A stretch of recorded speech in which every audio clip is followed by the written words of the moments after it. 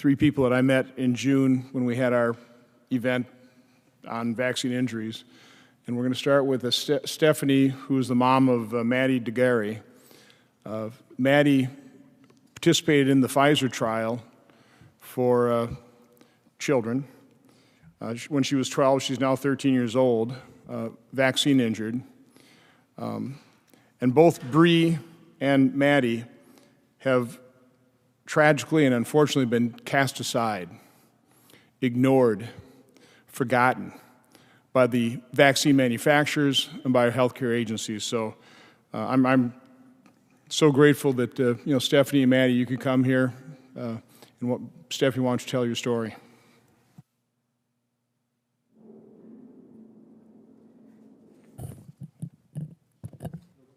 Closer? Okay.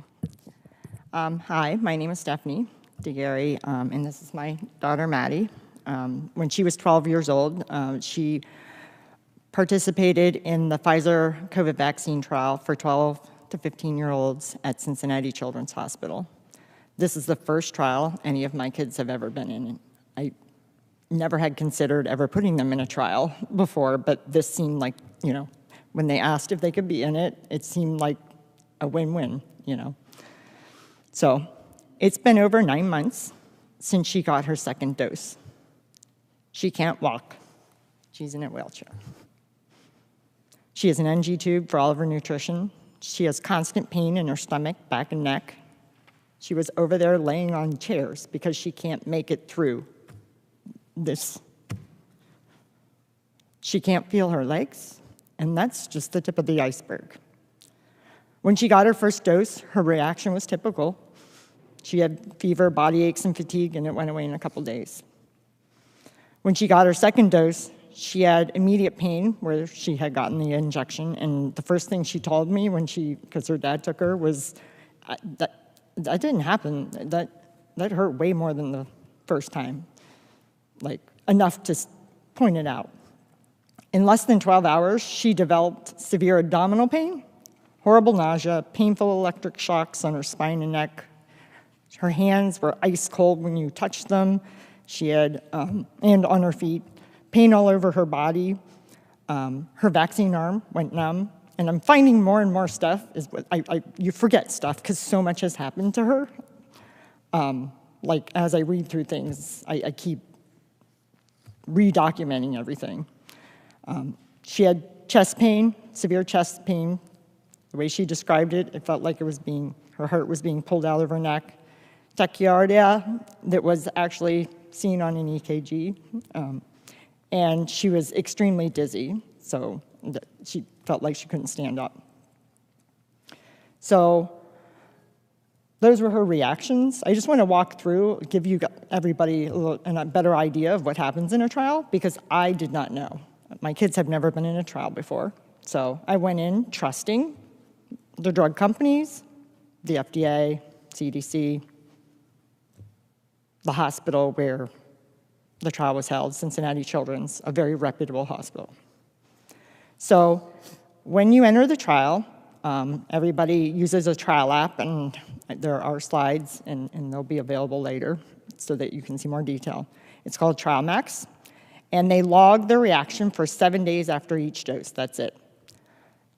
The app only allows you to record solicited adverse events like fever, redness, injection site pain, swelling, headache, vomiting, and other typical expected reactions. That is it. And you say mild, moderate, severe. Severe means that you had to go to the ER.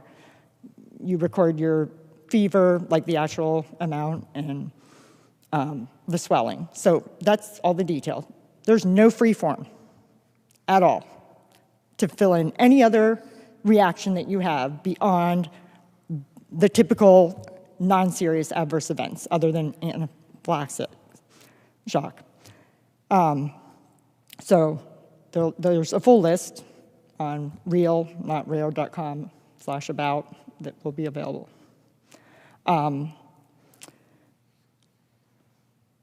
What you have to do if you have any other type of adverse event is you have to call the study doctor or the principal investigator.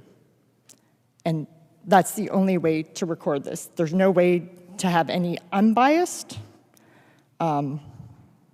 way of entering it in and documenting it. I'm sorry, I'm going off track. So we did what we were told. We called the study doctor, and they told us to go to Cincinnati Children's ER, where the trial was held, to check for appendicitis. She did not have appendicitis. They couldn't even find her appendix. What made it into the trial record is unclear. And yes, we did ask several times and have it documented. We still don't know what was actually reported. So basically, as you can see, this leaves a lot of room for human error and concern of reporting bias coming from the principal investigator, which was Dr. Frank in her case. So what was said about Maddie, the next slide, if you go then to the documentation, so the New England Journal of Medicine article about the Pfizer COVID vaccine in adolescents. So first, take note that the principal investigator for Maddie's trial is the lead author for the New England Journal of Medicine article. The adverse events section has 308 words. 76 of those were dedicated to describing one single patient that had simply a temperature greater than 40 degrees. Not great to have, but that, I think this is a little more severe. There's absolutely no mention of any of Maddie's adverse reactions in that article. 0. In the EUA amendment, Maddie's adverse reaction was reduced to 5 lines that they claim was eventually diagnosed as functional abdominal pain. It's a stomach ache.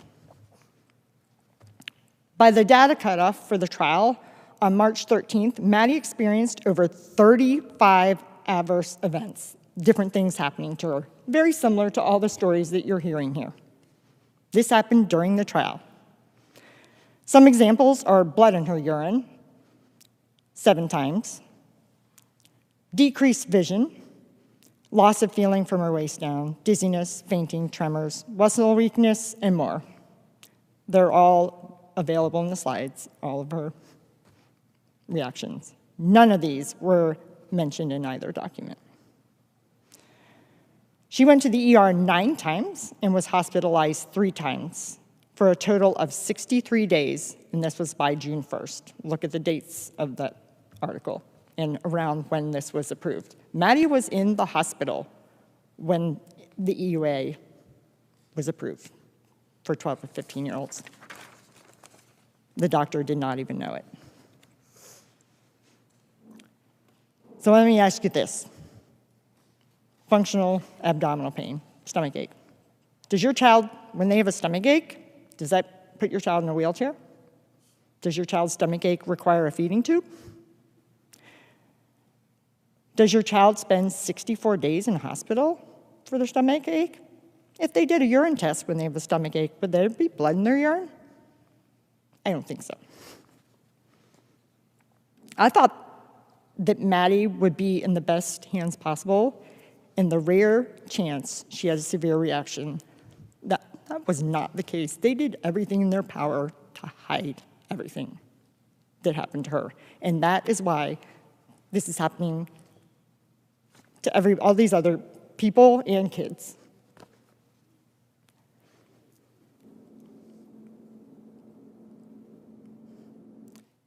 So my question is, you're hearing my story. Maddie was not kicked out of the trial, so she's still in it. By the way, so is my son Lucas, who he was in the placebo group, and he did not get the vaccine. So they have one person, if you want to know that they can, and he hasn't had COVID.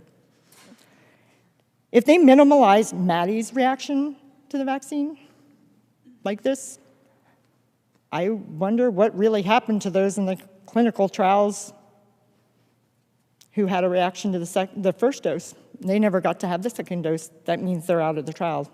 They're disqualified. I wonder what else was hidden in either the Pfizer trial or any of the other ones, because I know there were things hidden. Thank you. Thank you, Stephanie. I've got a quick question. Obviously, we invited the CEO from Pfizer or some representative from Pfizer. Nobody showed up. Because you had the courage to come forward in June, you have had some media attention, not by the mainstream media, but Pfizer has to be aware of you. Have they reached out to you since June? Neither Pfizer, the FDA, or the CDC has ever talked to us or attempted to. We have never heard anything from them, ever. I did file it in VAERS also. Still didn't hear anything. So that is outrageous. I mean, not only totally cast aside, but I think what you described in your testimony I would term it as a cover-up. But thank you, Maddie. God bless you.